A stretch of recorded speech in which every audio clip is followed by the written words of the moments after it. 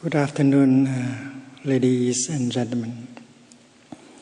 We from Plumvillage are very happy to be visiting your beautiful green city and to spend this afternoon together. We shall begin with chanting. The monastics are going to chant the name of Avalokitesvara, the Bodhisattva of deep listening, Kuan Yin. This is not exactly a prayer, it is a practice of meditation. Avalokitesvara is a person who has the capacity to listen to his own suffering inside. And because of that practice, he could understand the nature, the roots of the suffering inside of him. And from that understanding, compassion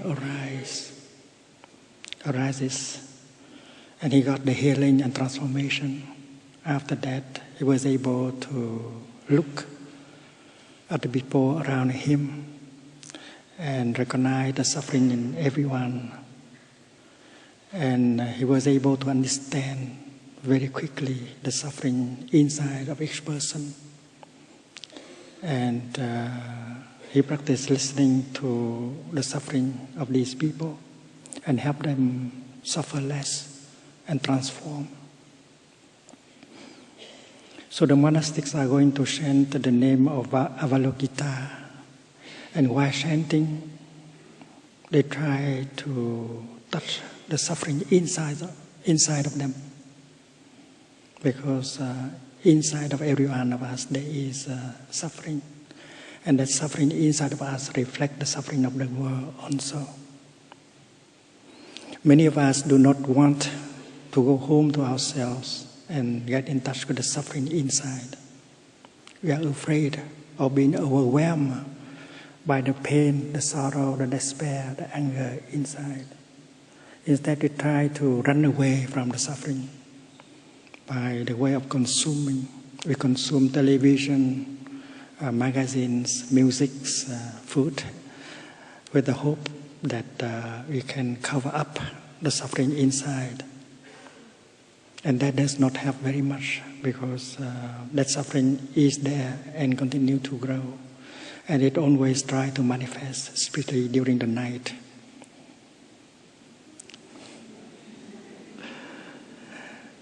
So the practice recommended by the Buddha is not to run away from suffering. Instead, you have to go home to yourself and get in touch with it and try to hold it dearly and listen deeply so that you can understand it. Understanding suffering will show you the way of transformation and healing. The first noble truth is ill being, suffering. And if you look deeply into that first noble truth, you see the other three truths, including the truth of the path leading to the cessation and transformation of suffering. If we try to run away from the first noble truth, it's no way that we can see the fourth one, the one that can lead to transformation and healing. When the monastics chant for the first time the name Avalokitesvara, they turn inside of them and touch the suffering inside. When they chant it for the second time, they recognize the suffering of those who are around them. And when they chant for the third time, they become aware of the suffering in the world. And by chanting with mindfulness like that, they produce together the energy of mindfulness, concentration, and compassion. The energy of mindfulness touching suffering can help the energy of compassion to arise. And compassion is a kind of energy that can be very healing and transforming. And if we know how to allow the collective energy of mindfulness and peace to penetrate into our body, and then we will suffer less. We can release the tension and the pain in our body, and we can also release the tension and suffering in our heart. There is tension and pain in our body. If we know how to follow our in-breath and out-breath, and allow ourselves to be fully present in the here and the now, and relax, the collective energy of mindfulness and peace generated by the chanting will be able to penetrate into our body and help release the tension and reduce the pain, and you'll feel better after a few minutes of listening. And if we have some pain or sorrow or fear or despair in our heart, we may like to open our heart so that the collective energy of the Sangha could penetrate and help hold the block of pain and sorrow in us. Here is my pain, here is my despair. Please, the Sangha, help recognize and hold it for me. And if we know how to open ourselves and allow the collective energy of mindfulness and peace and compassion to embrace our pain and sorrow, we will suffer less after a few minutes of listening. This is a practice, not a prayer. And if we have someone in the family who is sick, who suffers now, who could not come this afternoon, we can very well send this collective energy to him or to her just by calling his or her name silently. Think of that person, and this wholesome energy of peace and compassion will be channeled to that person right away, and at home he or she will feel better. So let us join in the practice, allow ourselves to be relaxed, and allow the collective energy of the Sangha to penetrate into our body and our mind, our heart.